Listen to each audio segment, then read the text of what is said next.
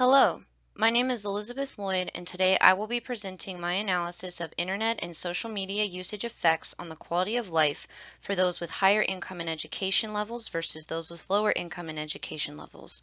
Let's get started. My purpose is to critically examine internet and social media usage with levels of happiness between those with higher income and education levels versus those with lower income and education levels. In various research, I found it is noted that those with higher income and education use social media and internet more than those with lower income and education.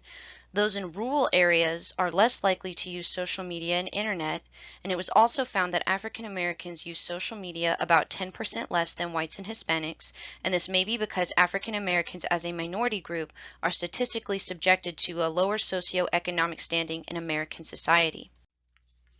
It was also found that Hispanics who speak only Spanish use both the internet and social media less than non-Hispanic whites and African Americans.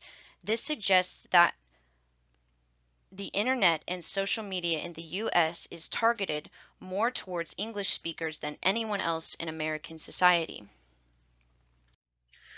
Moving right along, it is also found that social media usage is attributed to higher levels of depression.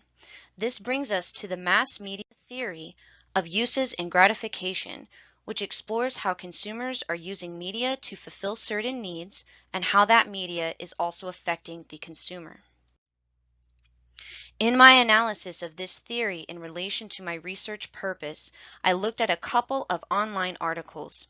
An article from Science Direct stated that social media plays a bigger role in higher rates of depression compared to other internet uses such as browsing and research.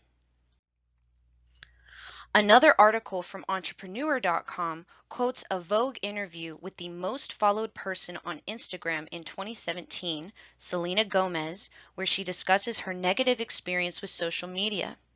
Her personal account of dependency and depression with social media further substantiates the research of this phenomenon. In all, this research and analysis has shown the differences in usage rates of social media and internet by those with higher education and income levels versus those with lesser education and income levels, as well as the higher rates of depression with social media usage as compared to other internet usage such as browsing and research. My conclusions from this research and analysis are that despite what we are being told by society, more money, education, and internet access may not be what actually makes people happy. In fact, overindulgence, particularly of social media, can exacerbate levels of depression. And finally, happiness levels differ between internet usage simply for browsing and research versus social media usage. These are my references that you can see here, and thank you for listening.